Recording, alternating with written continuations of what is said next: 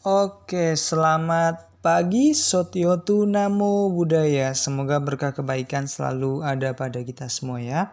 Hari ini kita akan melanjutkan materi sebelumnya, yaitu tentang Pancadharma. Untuk babnya nanti bisa diurutkan sendiri karena ini tidak urut juga ya. Pancadharma. Minggu lalu kita sudah belajar sampai subpoin atau Pancadharma yang kedua. Hari ini kita melanjutkan Pancadharma yang ketiga sampai selesai ya.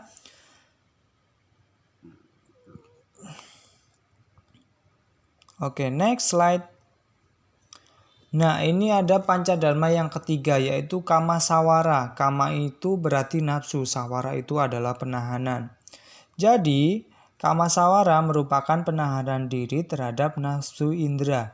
Dharma ketiga ini terkait dengan sila ketiga, Pancasila Buddhis. Nah, kalau dalam Pancasila Buddhis, di sila ketiga itu adalah menghindari perbuatan asusila. Kalau dalam Kama Sawara ini atau poin ketiga Pancadharma ini lebih aplikatif, yaitu menahan diri dari nafsu indera. Di mana nafsu indera itu bukan hanya tentang asusila saja, tapi juga nafsu-nafsu yang lain. Nafsu ingin makan yang enak, nafsu ingin menetap di daerah yang nyaman, nafsu ingin bersama dengan sahabat yang disenangi, nafsu untuk menghindari musuh, dan lain sebagainya. Jadi dalam Kama Sawara ini lebih aplikatif dalam kehidupan sehari-hari. Jauh lebih jelas dibandingkan asusila saja. Nah, penahanan diri terhadap nafsu indera tadi udah ada saya jelaskan beberapa. Jadi penghindaran dari semua hal yang menimbulkan nafsu dalam kehidupan sehari-hari. Itu inti dari Kama Sawara atau poin ketiga dari Pancadharma ya. Kita lanjut ke Saca atau kebenaran. Benar dalam perbuatan, ucapan, dan pikiran. Dharma keempat ini terkait dengan sila keempat dari Pancasila Buddhis. Nah, saca ini adalah terkait kebenaran. Kebenaran di sini adalah kebenaran secara moralitas atau secara kesusilaan gitu ya. Kenapa demikian? Bukan hanya kesusilaan sih sebenarnya, tapi bukan secara umum, secara religi ya di sini. Kenapa demikian? Karena kebenaran yang dicari dalam saca ini adalah kebenaran tentang perbuatan, ucapan, dan pikiran yang benar. Jadi bisa disimpulkan bahwa perbuatan,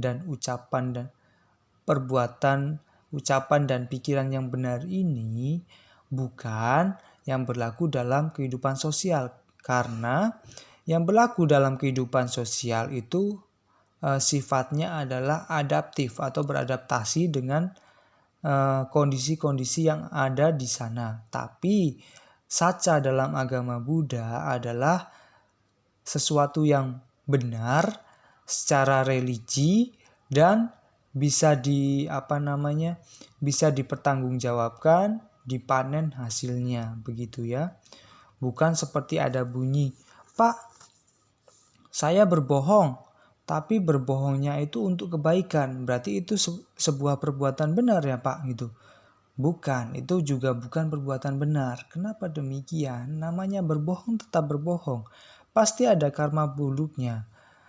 Apabila itu berfungsi untuk menjaga seseorang, itu sudah beda konteksnya. Dalam arti, dia tetap mendapatkan karma buruk dari berbohong atau mencuri dan lain sebagainya.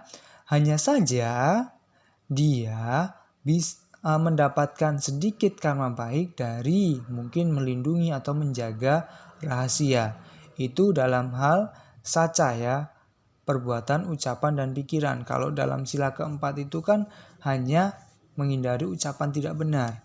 Kalau saca di sini adalah menjalankan hal-hal yang benar dalam kehidupan sehari-hari, baik itu perbuatan, ucapan maupun pikiran, begitu ya. Kita lanjut ke poin yang terakhir atau sati sampajana, kesadaran benar. Dharma kelima ini terkait dengan sila kelima dari Pancasila Buddhis. Kaitannya kembali lebih aplikatif dari Pancasila Buddhis. Kenapa demikian? Dalam Pancasila Buddhis adalah untuk menghindari makanan atau minuman yang memabukkan atau membuat kesadaran kita menjadi lemah. Tapi dalam Sati Sampajana kita berlatih untuk berkonsentrasi. Dengan kata lain, kita lebih berpraktek untuk menjalankan meditasi, gitu ya. Nah, meditasi ini fungsinya bukan untuk mendapatkan kekuatan batin atau pesugihan atau nilai-nilai negatif lainnya, tapi adalah untuk mendapatkan tingkat konsentrasi yang tinggi. Begitu ya Sati Sampajana. Salah satunya manfaat Sati Sampajana atau melaksanakan ini adalah dengan, maaf ini agak error, mendapatkan fokus. Fokus kita itu tinggi.